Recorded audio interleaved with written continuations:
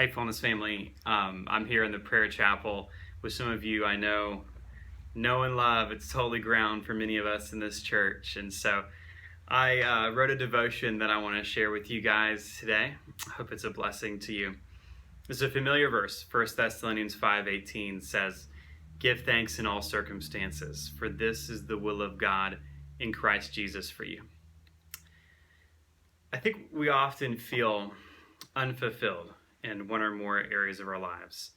And maybe for you, it's your marriage. Maybe it's your job. Maybe it's friendships in your life. Or it might even be your daily routine that feels unfulfilling. Maybe you even know that the things you're doing from day to day are meaningful, but nonetheless, you still feel unfulfilled in one way or another. For example, a nurse might know that their work is meaningful, but still hate their job for any number of reasons.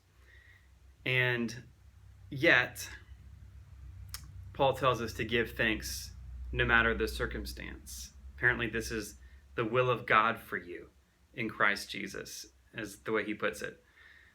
But why? And I think this is the question that many of us have. Like, why? Why, no matter the circumstance, is Thanksgiving always appropriate?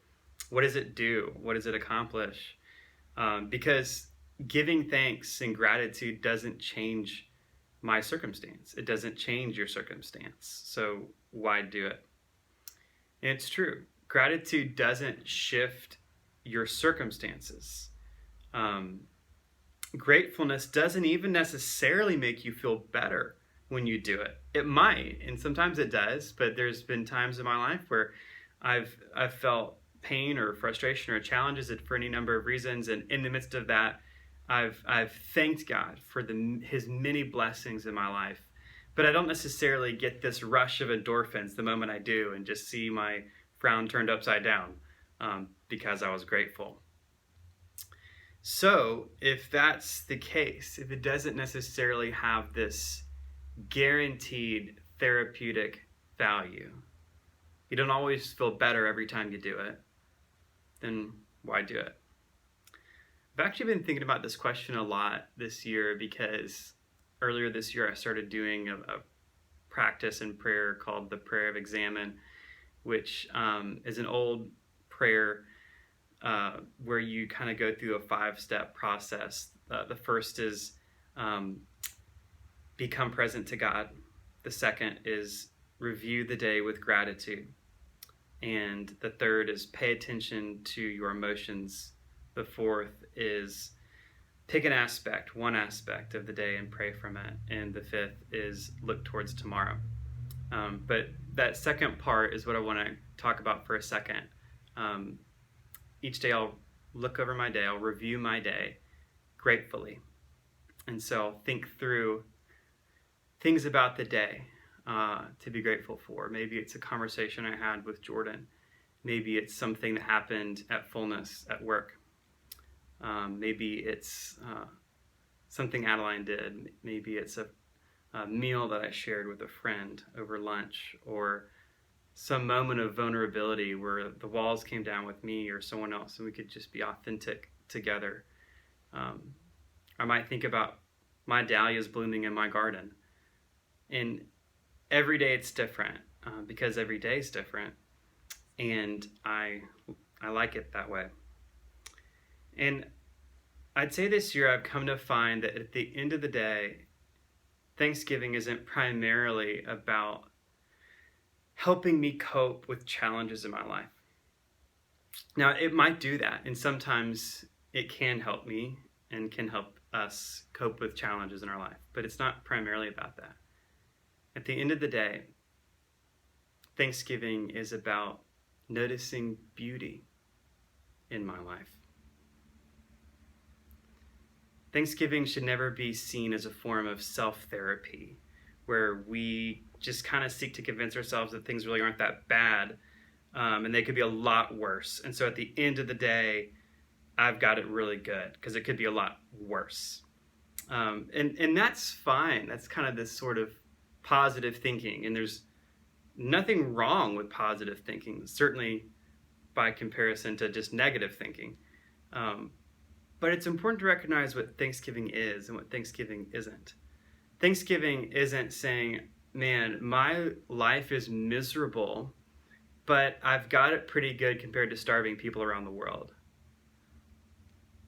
Thanksgiving isn't comparing your moderately bad life with other horribly bad lives and feeling a little better about your bad life. That's not Thanksgiving. Because ultimately in that, you're still focusing in on yourself. And you're not acknowledging the generosity of another, which is the core of what Thanksgiving is. Noting the way someone else has poured into you, made your life richer, better, more beautiful. So, for example, I don't thank Jordan for something that she's done for me in order to remind myself that my life isn't that bad.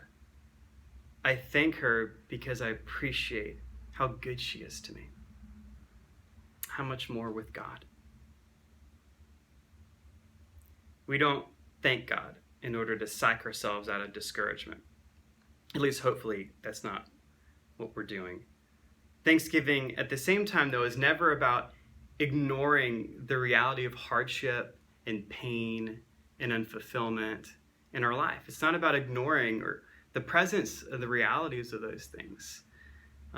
That's not what it's about either. Thanksgiving is about honoring another for their generosity. Thanksgiving is about declaring the goodness of God in the land of the living.